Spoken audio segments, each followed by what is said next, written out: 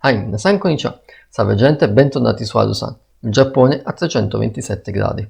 Nella storia del Giappone la guerra è sempre stato uno scenario principalmente maschile. A scendere in campo, a dare tutto al suolo al fil di spada erano gli uomini e difficilmente si vedeva la donna, ma ciò non toglie la loro comparsa in alcuni episodi, in particolare avvicinandoci al periodo Kamakura, il XII secolo.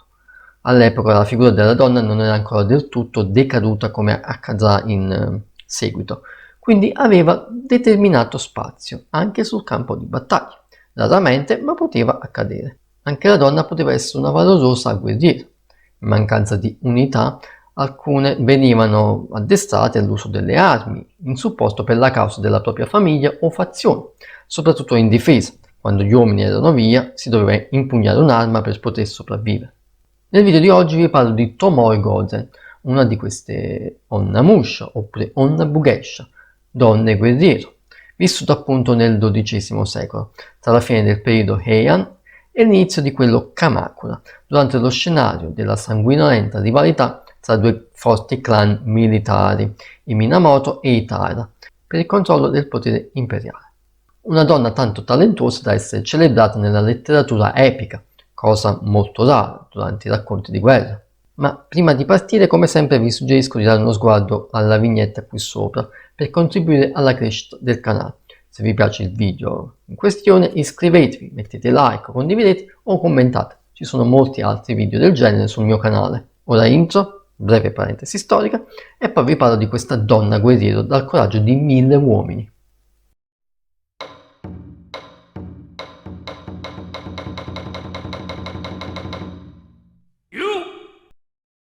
La prima volta che la figura di Tomoe Gozen fa la sua comparsa è nel testo Heige Monogatari, un Gunki Monogatari, cioè un racconto di guerra, una cronaca militare, realizzata successivamente al XII secolo, forse 1 o 2 secoli dopo. In questo vengono descritte le continue lotte che c'erano tra due potenti clan guerrieri, i Taira e i Minamoto, ponendo particolare focus verso l'ultima fase del loro conflitto, la guerra Genpei, che vede la fine del tutto con i Minamoto vincitori, cioè Minamoto no Yoritomo, futuro shogun. Ed è qui che inizia un nuovo periodo storico, dove si ha il passaggio di potere dall'aristocrazia di corte a quella guerriera con il periodo Kamakura, ma questa è un'altra storia. Tomoe in tutta questa faccenda si ritrova schierata con uno dei Minamoto, purtroppo uno di quelli sbagliati. Il testo è stato realizzato dal punto di vista di una delle due frazioni, i Taira, detti anche Heike, perciò Heike Monogatari, e non si conosce la vera natura del suo autore, è anonimo, si pensa fosse nato da più mani, più testi. Questi testi finirono nelle mani poi dei Biwa-hoshi, in breve cantastorie, monaci erranti spesso ciechi, che andavano in giro a narrare queste vicende. Il tutto poi si è miscelato e elaborato in un unico testo detto Heike Monogatari.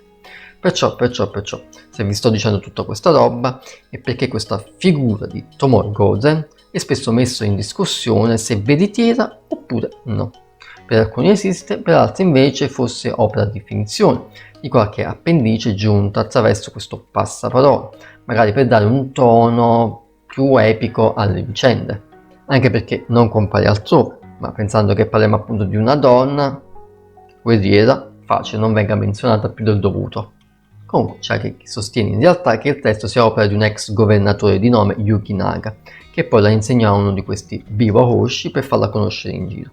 Perciò, se è vero personaggio storico oppure no, non posso dirvelo con certezza, niente al 100%, poiché le sue vicende sono state di ispirazione nel corso dei secoli, per libri, dipinti, poesie, film, anche in anime e manga, cioè tanta roba, anche se si rivelasse finzione o alterazione di qualche evento veramente accaduto, lei esiste in un certo senso, prende vita grazie alla sua leggenda. Adesso vediamo un po' che si dice su di lei, finalmente direte, anche se non è poi molto. Allora possiamo dire che Tomoe Gozen nasce più o meno intorno al 1157, in una zona della provincia di Shinano. Quel Gozen che vediamo di vero non è il suo nome, ma si tratta di un titolo arcaico usato per dire tipo mio signore, mia signora, possibile che non fosse proprio di nobili natali. o si suppone anche fosse la figlia di un certo Nakahara Kaneto, un regnante della zona di Kiso, nella provincia di Shinano. Nakahara prese con sé nella sua famiglia un certo Minamoto Yoshinaka, un ragazzino membro del potente clan dei Minamoto, che aveva visto il padre morire durante una faida familiare. Egli decide così di crescerlo, diventando un suo grande sostenitore, e gli dà Tomoe come concubina, diventando la sua preferita. Tomoe crescendo finisce per essere addestrata all'uso delle armi, entrando così nella classe di guerrieri menzionata prima nell'intro, dei Onnamusha. Per l'onore della sua famiglia non si faceva problema a scendere in guerra, finendo per prestare servizio sul campo di battaglia proprio per l'ambizioso marito Yoshinaka, insieme ai suoi fratelli maggiori Kanemitsu, Higuchi e Kanehira Imai. Stando ai testi, Tomoe era una donna di gradevole aspetto, dai capelli neri e lunghi, aveva una carnagione molto chiara e lineamenti delicati, e non era solo bella ma anche assai letale.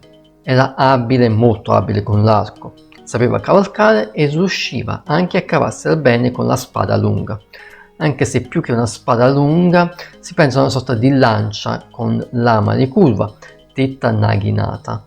Infatti viene spesso raffigurata mentre impugna questa sorta di lancia, un'arma inizialmente maschile che poi finì per essere sfruttato spesso dalla donna in difesa, venendo associato a loro.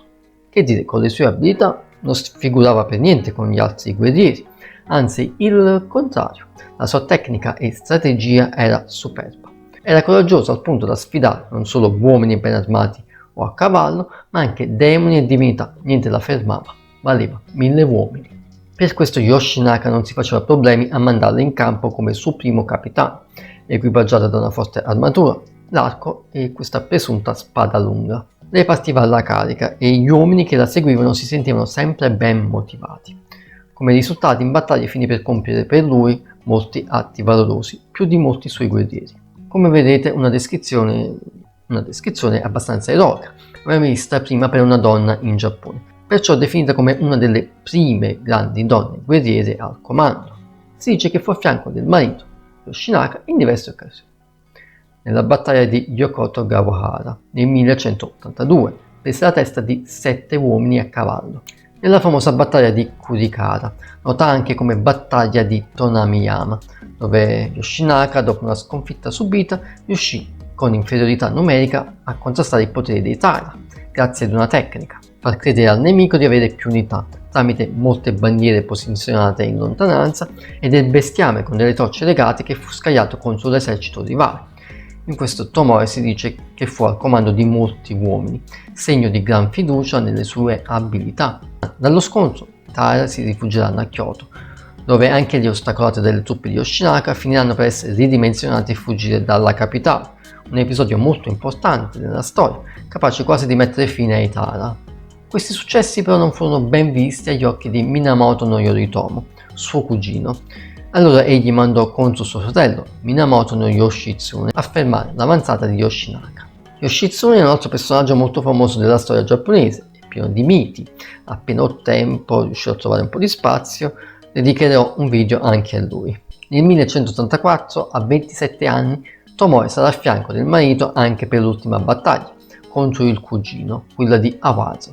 Qui lei riuscirà a prendere la vita di alcuni soldati e la testa di un noto generale come Honda no Morishige di Musashi, portandola a Yoshinaka come trofeo, venendo così celebrata come grande guerriera. Prese anche la vita di Uchida Hiroshi, che cercò di catturarla ma finì per scontrarsi con la sua lama. Le cose però non andranno benissimo per loro, nonostante l'esperienza sul campo, il vantaggio numerico degli avversari si faceva sentire. La sconfitta era alle porte e Yoshinaka lo sapeva. Finiranno per essere in 5 in pratica. A questo punto Yoshinaka, ormai con pochi uomini, ordinò a Tomoe di andarsene da lì.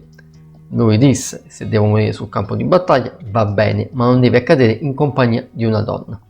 Privati dell'armatura e vai via da qui. Ma lei non era d'accordo sulla cosa, protestò e protestò fino a quando decise di rispettare il suo ordine. Si tolse l'armatura, scappò nel bosco sfuggendo all'inseguitore Hatakeyama Shigetara, abile militare, che appunto si era impegnata a inseguirla. E da lì non si hanno più notizie di lei. Stop. Tomoe svanisce nel nulla, lasciando 0 tracce sul suo destino. Ora esistono diverse versioni riguardo la fine della nostra eroina. La più semplice vede Tomoe morire in guerra con il marito. Ok, ci sta come finale. Morire sul campo di battaglia con il proprio amato. Altre versioni invece dicono che abbia recuperato la testa di Yoshinaka per poi togliersi la vita, come anche ritirata in un tempio seguendo una vita spirituale. Vedete tante versioni che portano tutte ad una triste disfatta, certe volte uniti, altre volte no. Stando invece un altro testo, il Genpei Josuke, una sorta di versione estesa delle vicende, Yoshinaka ordinò a Tomoe di ritornare nella sua terra per celebrare e ricordare le loro eroiche gesta, ma sul tragitto fu ostacolato da un certo Wada Yoshimoto, che troppo potente finì per costringerla a diventare la sua concubina. Con lui ebbe un figlio che si dice fu ucciso nel 1213, quando la famiglia Hojo distrusse la famiglia Wada. Dopo questo Tomoe si fece suora e visse fino all'età di 91 anni. Beh, sinceramente non mi convince troppo questa versione, poco credibile. Ritorna a quella di prima che svanisce nella foresta. Comunque il corpo di Yoshinaka fu sepolto non tanto distante dal luogo della battaglia finale, nel tempio Gichiji, nella zona di Otsu, e accanto alla sua tomba fu posta una lapide con il nome di Tomoe. Almeno in queste circostanze sono finiti insieme. E che altro posso dire? Niente, mi piacerebbe dirvi qualcosa in più, ma purtroppo il materiale presente, come detto, non è tantissimo, ma tanto è bastato per essere citata e farla comparire in diverse opere, appunto da fortificare nel tempo la sua immagine, come grande guerriera del Giappone. Benissimo gente, altro video terminato, spero come sempre di vostro gradimento, di avervi fatto conoscere qualcosa di nuovo, e niente, se avete commenti da fare fate pure sotto al video, oppure se avete proposte non esitate a farmelo sapere. Io adesso vi saluto e ci vediamo alla prossima, sempre qui sul mio canale, mi raccomando non mancate. Alla prossima, Matane.